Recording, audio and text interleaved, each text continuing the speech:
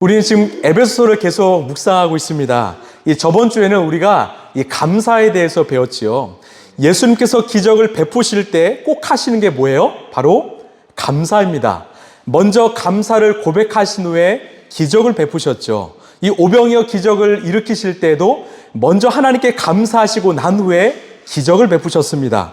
이 나사로를 살리시기 전에도 먼저 감사하신 후에 기적을 일으키셨습니다.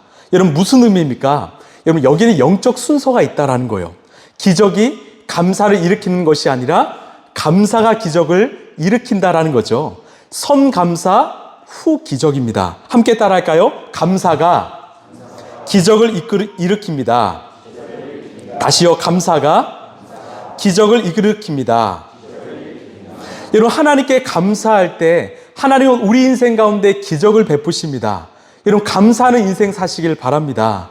여러분 아침에 일어나시면 여러분 감사하십시오. 여러분 살아가는 수시로 여러분 감사하십시오. 여러분 잠들기 전에 꼭 감사하십시오. 여러분의 인생을요 감사로 채우시길 바랍니다. 여러분의 가정과 일터를 감사로 채우시길 바랍니다. 그래서 감사가 내 인생의 습관이 되길 소망합니다. 오늘 살펴볼 내용은 바로 사도 바울이 에베소 교회를 향한 기도 내용인데 총 4가지의 주제로 기도하시는데요. 한번 제가 읽어드릴게요. 첫 번째는요. 하나님을 알게 해주십시오. 이게 바로 기도의 큰 주제입니다. 두 번째는 하나님의 부르심의 소망을 알게 해주십시오. 하나님이 주시는 상속이 얼마나 풍성한지 알게 해주십시오. 또 하나님의 능력이 얼마나 큰지를 알게 해주십시오. 즉 에베소 성도들이 하나님이 어떤 분이신지를 알게 해달라는 그 기도의 내용을 드립니다. 하나님은 어떤 분이신가? 하나님의 그 소망은 어떤 것인가? 하나님이 주시는 그 상속은 얼마나 풍성한가? 하나님의 능력은 얼마나 큰지를 그들이 알게 해달라는 그 기도를 드리고 있습니다. 총 4가지의 기도이지만 가장 큰 주제는 바로 하나님을 알게 해주십시오. 이 기도입니다. 여러분 왜 이 바울이 성도들에게 하나님을 알게 해달라고 기도할까요? 바로 하나님이 우리의 믿음의 주체이요 우리의 믿음의 대상이기 때문이죠. 여러분 믿음은요 크기도 중요합니다. 크고 작고 크기가 참 중요한데 더 중요한 것은 바로 대상입니다. 여러분 누군가는 믿음이 큽니다. 그런데 그 큰 믿음이 하나님이 아니라 다른 신에게 있다면, 그 큰 믿음이 다른 대상에게 있다면 여러분 그것은 잘못된 믿음이죠. 여러분 누군가는 믿음이 작습니다. 근데 그 믿음의 대상이 하나님이라면 그 작은 믿음이라 할지라도 그것은 바른 믿음이지요. 결국 믿음의 핵심은요 따라합시다. 대상입니다. 그럼 대상이 중요하다라는 거예요. 하나님이냐 아니면 다른 누군가냐 이것이 중요한 거죠. 예를 들어서 우리가 비행기를 타면요 사람들마다 느끼는 감정이 다 다릅니다. 여러분 비행기 어떤 마음이 드십니까? 누군가는 막 설레어요. 근데 누군가는 막 불안합니다. 두렵습니다. 누군가는 설레인다. 이것은 좀 큰 믿음을 가진 사람인 것 같아요. 여러분 공항만 가도 그 설레임 있지 않습니까? 저만 그렇습니까? 네, 공항만 가면 그 설렘이 있죠. 요즘 내비게이션에 공항을 치면요 자동차가 아니라 뭐가 뜨죠? 저만 쳐봤죠? 네, 비행기가 뜹니다. 그래서 비행기가 그 공항으로 인도해요. 공항만 가도 막 그 설렘이 있다? 이거 좀 큰 믿음인 것 같습니다. 그런데 누군가는요 공항 가는 게 두렵습니다. 왜? 좀 믿음이 작은 것 같아요. 비행기가 잘 뜰까? 안전할까? 흔들리진 않을까? 내가 힘들진 않을까? 재미있는 것은요 믿음이 크든 작든지 비행기를 타면 원하는 목적지에 도착한다는 거예요. 중요한 것은 그 비행기를 잘 타는 것입니다. 비행기만 잘 타면 내가 믿음이 작더라도 목적지에 도착한다는 거죠. 그런데 비행기를 잘못 타면 아무리 내 믿음이 커도 잘못된 목적지에 도착한다는 거예요. 여러분 우리가 하나님을 바로 알고 믿어야 되는 이유가 무엇이냐? 믿음의 분량은 다르지만 결국은 하나님께서 우리를 정확한 목적지로 영원한 천국, 영원한 생명으로 인도하시기 때문입니다. 그래서 믿음의 대상인 하나님을 바로 알고 믿는 것이 중요하다라는 거예요. 그것이 첫 번째라는 거죠. 그래서요 이 지혜의 왕 솔로몬이 인생을 마무리하는 그 회고록을 썼는데 바로 전도서에서 뭐라고 하느냐? 우리 전도서 12장 1절 말씀 함께 읽겠습니다. 시작. 너는 젊을 때 너의 창조주를 기억하여라. 고생스러운 날들이 오고 사는 것이 즐겁지 않다고 할 나이가 되기 전에, 이 전도서의 마지막에 너희는 창조주 하나님을 기억하라고 말합니다. 원어의 의미는요, 이 기억하다가 마음에 품다 새기라는 거예요. 너 하나님을 기억해라. 너의 마음에 품으라 새기라는 것입니다. 왜? 그렇지 않으면요, 그 다음 이어지는 3절 4절은요 언젠가 너희들이 나이가 들어서 귀가 들리지 않고 앞이 보이지 않는 그때가 온다라는 거죠. 그래서 살아있을 때, 건강할 때, 사리분별이 가능할 때 믿으라는 것입니다. 여러분 감사하시길 바랍니다. 지금 여러분이 건강할 때 내가 하나님을 알고 믿는 것이 얼마나 복된 것인지를 여러분 감사하시길 바랍니다. 제가 오늘 주목한 것은요, 이 사도 바울의 기도의 내용입니다. 이런 사도 바울은요, 어떤 기도의 내용보다 우리 에베소 성도들이 하나님을 바로 알게 해달라고 기도했다라는 겁니다. 그런데요, 저는 이 기도 제목이 참 좀 의아합니다. 왜냐하면 우리가 에베소 교회, 에베소 성도를 좀 이해하길 원하는데 이 사도 바울은요, 무려 약 10년 동안 약 3번의 전도 여행을 떠납니다. 수많은 도시를 다니면서 복음을 전하고 교회를 세웠어요. 어느 도시에 가면 짧게는 3주를 머물고요, 길게는 1년 반을 머물렀습니다. 그런데요, 오늘 에베소에는요 무려 3년을 머물렀어요. 2년 동안 두란노 서원이라는 곳을 빌려서 성도들에게 바른 신학과 성경을 가르쳤습니다. 그렇기 때문에 이 에베소 성도들은요, 다른 교회 성도들보다는 이 기본이 다릅니다. 이들은 말씀을 알았습니다. 바울에게 충분히 말씀을 배웠고 신학적 책의 어떤 바른 교리를 배웠다라는 거죠. 그들에게는 그런 지식이 충분했다라는 겁니다. 그런 상황에도 불구하고 사도 바울은 이 에베소 교회를 향한 첫 번째 기도의 내용이 이들이 하나님을 알게 해달라는 기도였습니다. 그럼 왜 그랬을까요? 그럼 사도 바울이 떠난 후에 이들이 하나님의 말씀을 버렸을까요? 아닙니다. 우리는 요한계시록을 통해서 어느 정도 추측할 수 있는데요, 우리 요한계시록 2장 2절입니다. 시작. 나는 내가 한 일과 내 수고와 인내를 알고 있다. 또 나는 내가 악한 자들을 참고 내버려둘 수 없었던 것과 사도가 아니면서 사도라고 지칭하는 자들을 시험하여 그들이 거짓말쟁임을 밝혀낸 것도 알고 있다. 자, 무슨 상황이냐면 이 에베소 교회에 이 거짓 사도 이단이 침투한 거예요. 그런데 이 성도들이 그들을 시험해서, 즉 성경적 지식과 교리로 대화해서 이들이 가짜다, 이들이 거짓말쟁이다, 이것을 알아냈다라는 겁니다. 즉 에베소 교회 성도들은요, 어떤 성경적 지식이 탁월했다라는 것을 우리는 유추할 수 있습니다. 그런데 왜 사도 바울은 이들이 하나님을 알게 해달라고 기도했을까요? 저는 이것이 의문이었습니다. 이렇게 하나님 말씀을 잘 아는데 왜 알게 해달라고 했을까? 그럼 역사는 반복되죠. 우리는 호세아서를 통해서 이것을 유추할 수 있는데요. 자, 우리 호세아서 4장 1절 말씀입니다. 자, 시작. 이스라엘 자손아, 주님의 말씀을 들어라. 주님께서는 이 땅의 주민들과 변론하신다. 이 땅에는 진실도 없고 사랑도 없고 하나님을 아는 지식도 없다. 지금 하나님은 이 백성들이 3가지가 없다고 말씀하세요. 첫 번째는 진실이고, 두 번째는 사랑이고, 세 번째는 하나님을 아는 지식입니다. 왜 이들이 하나님을 아는 지식이 없다라고 말씀하실까? 제가 최근에 유대인에 대한 영상을 보았는데요, 여러분 정통파 유대인들은 정말 혹독한 성경 훈련을 받습니다. 태어나면서 4살부터 12살까지 이 토라라고 하죠, 모세오경을 완벽하게 암송합니다. 창세기, 출애굽기, 레위기, 민수기, 신명기를 다 암송합니다. 언제부터요? 4살부터요. 12살까지. 하루 일과가요, 이 토라를 암송하고 토라로 서로 토론하고 대화하는 게 하루 일과입니다. 치열하게 말씀을 분석하고 해석합니다. 언제나 하나님의 말씀을 늘 가까이 하지요. 그런데 하나님은 이들을 향해서 너희들은 나를 향한 지식이 없다고 말씀하세요. 왜 그랬을까요? 이것이 핵심인데요, 우리 2절 말씀 읽겠습니다. 시작. 있는 것이라고는 저주와 사기와 살인과 도둑질과 간음뿐이다. 사륙과 학살이 그칠 사이가 없다. 답은요, 이들의 삶과 말씀이 전혀 상관없는 삶이기 때문입니다. 그래서 3가지가 없다고 했죠. 진실도 없고 사랑도 없고 하나님을 아는 지식이 없다라는 겁니다. 무엇을 말할까요? 하나님을 아는 지식은요, 단순히 알매 지식에 있지 않다라는 거지요. 하나님을 아는 것은 바로 삶에 있다라는 것입니다. 하나님은요, 그들의 지식만 보지 않으셨습니다. 바로 그들의 삶을 보셨습니다. 너희들이 나를 안다고? 아니, 너희들은 날 몰라. 왜? 너희들의 삶이 없잖아. 말씀과 삶이 일치하지 않잖아. 너희들 나 모르는 거야. 여러분, 오늘 하나님이 우리에게 무엇을 말씀하길 원하실까요? 우리 에베소 성도들이, 우리 라이프처치 성도들이 하나님을 알길 원하는데요, 이 알면 단순한 지식이 아니라 바로 삶의 자리라는 것입니다. 너희들 날 알아? 너희들 정직해야지. 나 알아? 사랑해야지. 나 알아? 거룩해야지. 삶으로 살아내야지. 저는 여러분이 하나님을 알기를 원합니다.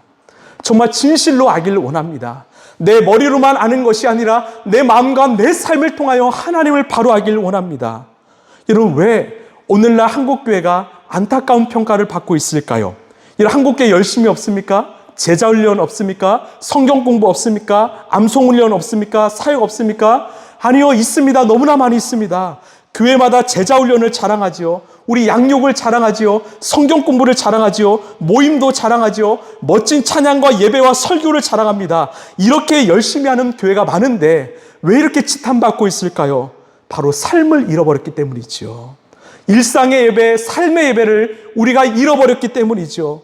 주일의 예배, 어떤 예배당 안에 예배는 있지만 우리의 일상의 예배, 삶의 예배를 잃어버렸기 때문입니다.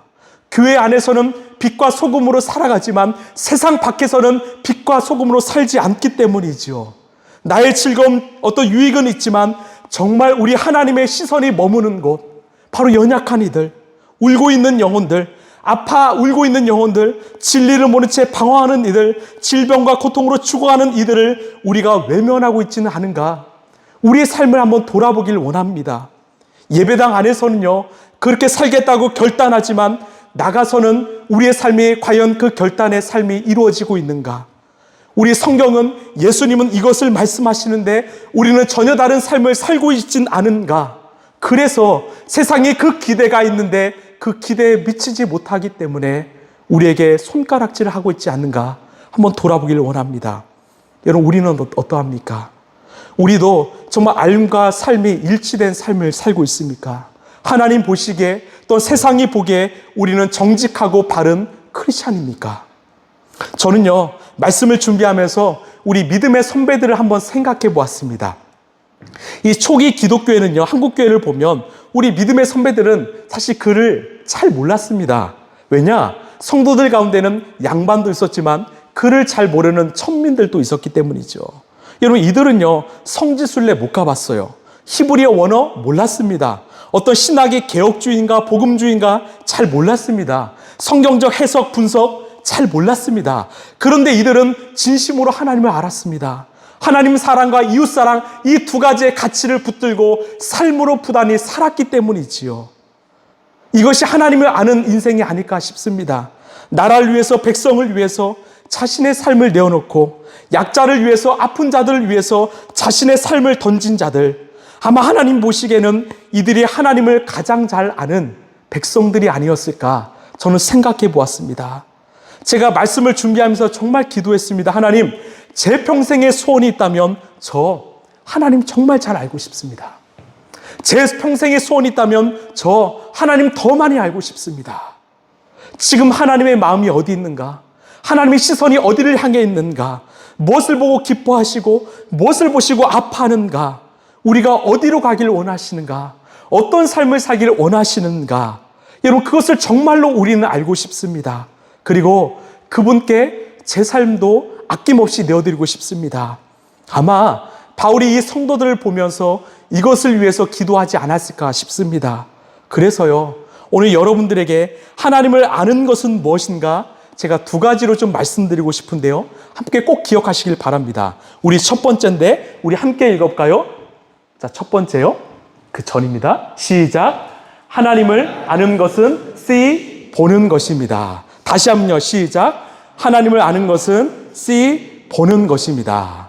자, 여러분, 성경은 누가 쓰셨습니까? 누가 썼습니까? 사람이 썼지만 하나님이 그 사람을 통해 썼지요. 성령의 감동으로 약 1600년 동안 이 40명의 사람들을 통해서 성경을 쓰셨습니다. 여러분, 성경은 총 몇 권이죠? 66권입니다. 장은요 1189장이고 절은 31,102절로 되어 있습니다. 그렇게 많은 장과 절로 되어 있는데 그 성경 가운데 하나님이 유일하게 직접 쓰신 성경이 있습니다. 그게 뭘까요? 바로 십계명입니다. 혹시 영화 10개를 보신 분 계십니까? 보신 분 있죠? 1956년에 나왔어요. 나이를 좀 알겠죠? 근데 저도 제 나이 때는 아니었는데 제가 10개를 한번 보았습니다. 그때 하나님께서 그 장면이 기억되는데 모세에게 그 10계명을 주실 때 하늘에서 막 번개가 팍팍 칩니다. 그리고 돌에 막 새기지요. 무슨 의미일까요? 내가 썼다라는 거예요. 내가 직접 썼다라는 거죠. 이게 중요합니다. 이 10계명의 가장 중요한 첫 계명이 무엇입니까? 나는 너 외에 다른 신을, 너희는 나 외에 다른 신을 내게 두지 말라이지요. 흥미로운 것은요, 너희가 다른 신을 섬기지 말라가 아닙니다. 너희는 나 외에 다른 신을 내게 두지 말라고 하셨습니다. 여러분 무슨 의미일까요? 여기서 나 외에는요, 이 말이 원어의 뜻으로는요, 바로 내 얼굴 앞에라는 뜻을 갖고 있어요. 무슨 의미냐? 직역하면 너희 얼굴을 내 얼굴 앞에 두지 말라는 것이에요. 내 얼굴 앞에는 너희의 얼굴만 있어야 된다. 내 얼굴과 너희 사이에는 아무것도 있으면 안 된다라는 의미입니다. 이것이 너희는 나 외에는 다른 신을 내게 두지 말라는 의미지요. 이게 1계명입니다. 나는 너희만 바라볼 것이고 너희는 나만 바라볼 거야. 이게 1계명입니다. 제가 예전에 사역 때문에 일산에 왔는데 그때 제가 차가 없었습니다. 이 차가 없으면 이 청소년들을 신방하기 어렵잖아요. 그래서 저희 아버지께서 전주에서 중고차 한 대를 끌고 이 일산까지 오셨습니다. 참 감사하죠. 근데 그날 제가 청소년 집회가 있었거든요. 그런데 아버지께서는 제가 집회가 있기 때문에 사무실에 그 차키를 놔두고 저 멀리서 저를 바라만 보시고 그냥 내려가셨어요. 이 전주에서 일산까지는요, 이 왕복 7시간, 8시간 걸립니다. 제가 집회를 끝나고 연락드렸어요. 아버지, 왜 그냥 가셨어요? 그때 아버지께서 하신 말씀이 아들아, 나는 너 얼굴만 본 것으로 난 만족해. 너 얼굴 본 것으로 나는 행복해. 나는 기뻐. 열심히 사역 열심히 해. 그리고 내려가셨다라는 거죠. 그렇습니다. 제 아버지는 제 얼굴만 본 것으로 만족하셨다라는 거예요. 행복했다라는 거죠. 그때 제가 하나님의 심정을 깨달았습니다. 우리 하나님은 우리 얼굴 보는 것만으로도 만족하시는 분이구나. 내 얼굴 보시는 것만으로도 정말 행복해 하시는구나. 저는요, 제가 지금까지 10계명, 1계명을 어기지 않았다고 생각해 왔습니다. 저는 다른 종교 믿지 않았습니다. 다른 신 찾지 않았죠. 불교, 이슬람, 다른 이단 가지 않았습니다. 그런데요, 이 의미를 알고 보니까 저는요, 제 자신을 돌아보니 저와 하나님 얼굴 사이에 너무나 많은 것들이 있다라는 거죠. 하나님보다 더 사랑했던 것들, 하나님보다 더 좋아했던 것들로 인해서 제가 하나님의 얼굴을 보지 않고 다른 것을 보았던 것들이 너무나 많다라는 거죠. 무슨 말입니까? 제가 그 1계명을 어기며 살아왔다라는 겁니다. 저는 소망합니다. 하나님과 우리 얼굴 사이에 아무것도 두지 않길 소망합니다. 하나님의 얼굴만 마주보며 살길 원합니다. 하나님의 시선이 나의 시선이 되고 하나님의 눈길과 나의 눈길이 마주보며 살길 간절히 소망합니다. 시선이란 찬양에 이런 가사가 있죠. 모든 시선을 주님께 드리고 살아계신 하나님을 느낄 때 내 삶은 주의 역사가 되고 하나님이 일하기 시작하네. 우리의 시선이 주님을 향할 때, 주님의 시선이 나의 시선과 마주할 때 주님은 일하기 시작한다라고 말씀합니다. 사도행전 3장을 보면요, 하루는 베드로와 요한이 이 미문이라 하는 이 아름다운 문 앞에 있는 하반신 마비자를 만났습니다. 그는요, 날 때부터 걷지 못한 자였습니다. 그때 베드로가 뭐라고 외치며 그 병을 고쳤습니까? 우리 사도행전 3장 6절 우리 함께 읽겠습니다. 시작.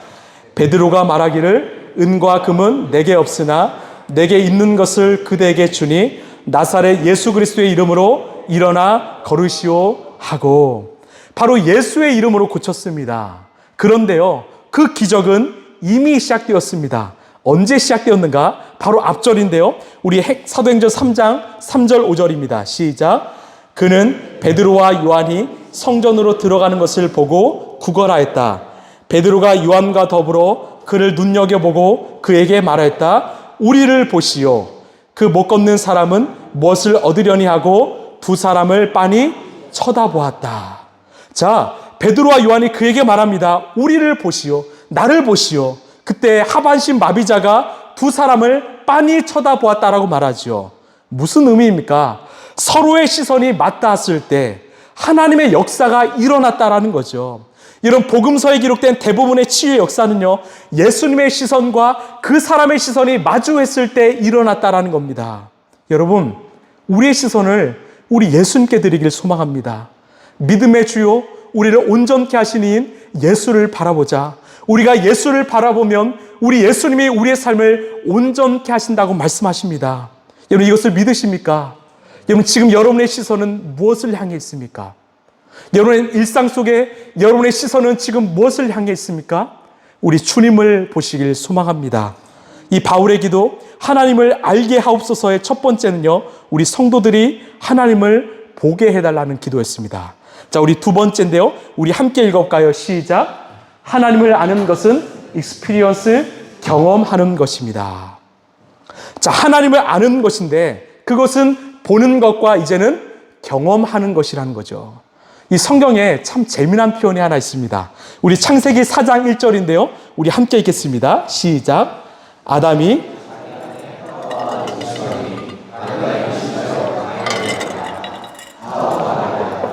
주님의 도우심으로 내가 남자아이를 얻었다.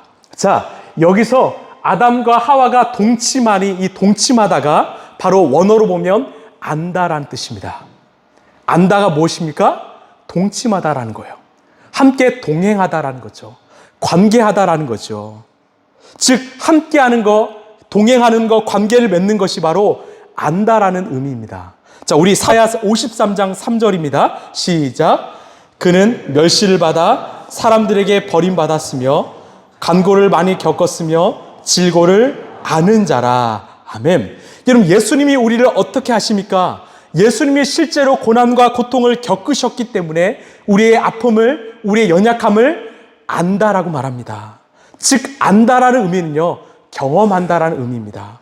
여러분, 하나님을 알고 계십니까? 이 말의 의미는 하나님과 관계를 맺고 계십니까? 하나님과 동행하고 계십니까? 여러분의 삶의 자리에서 하나님을 경험하십니까? 이 말이라는 거죠. 우리 주님은요, 우리와 함께 하길 원하세요. 우리와 관계 맺기를 원하십니다.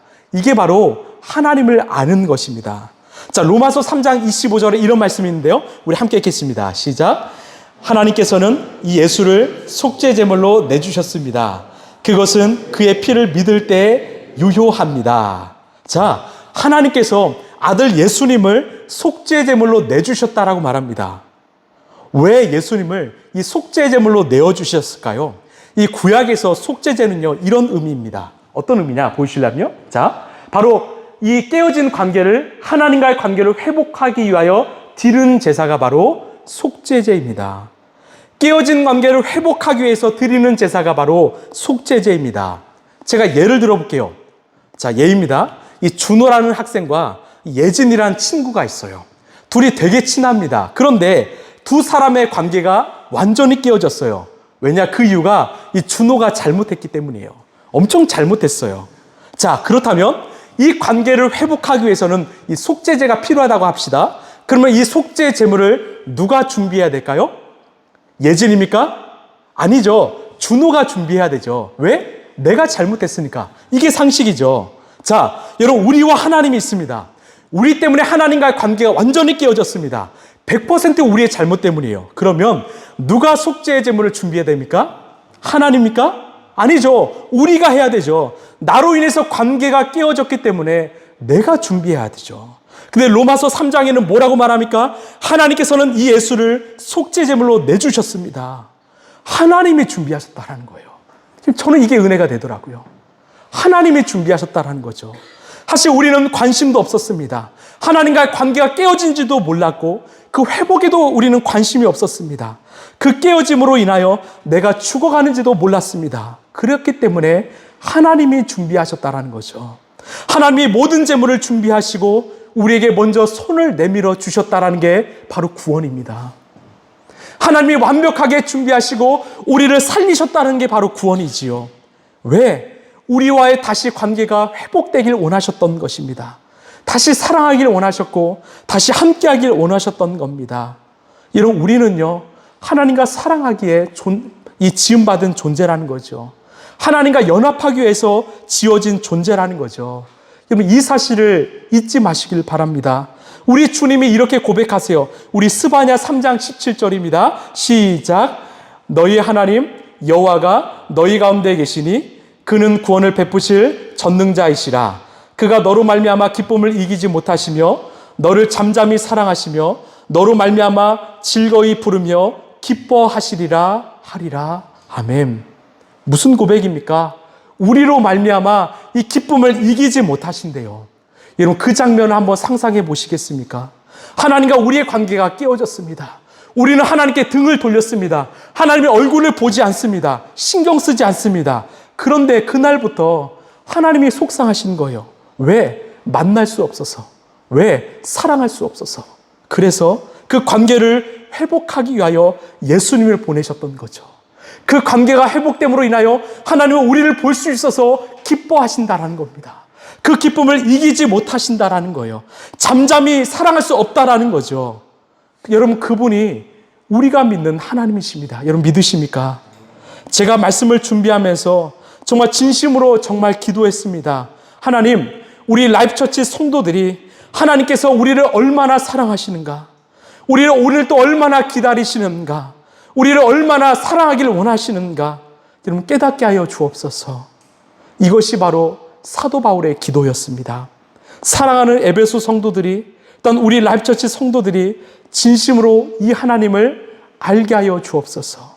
단순히 내 알모로 머리로만 아는 것이 아니라 내가 날마다 주님을 바라봄으로, 우리가 날마다 주님과 경험하고 관계함으로 이 하나님이 어떤 분이신가를 깨닫게 하여 주옵소서. 이것이 바로 첫 번째 기도인 것입니다. 말씀을 좀 마무리하겠습니다. 여러분, 우리가 날마다 이 기도 하지 않으시겠습니까? 사도 바울의 기도처럼 우리가 정말 하나님을 알길 원합니다.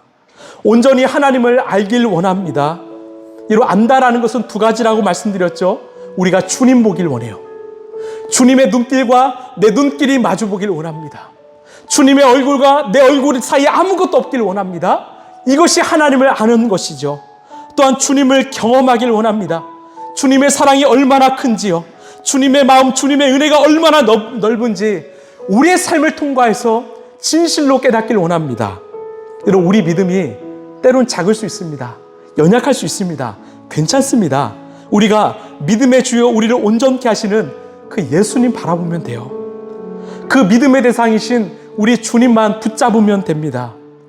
오늘 또 우리를 사랑하셔서 이 자리로 불러주시고 그 사랑의 고백을 하시고 함께 기도하시는 우리 주님의 사랑을, 그 주님의 은혜를, 그 주님을 우리가 온전히 알게 되는 저와 여러분 되길 간절히 소망합니다.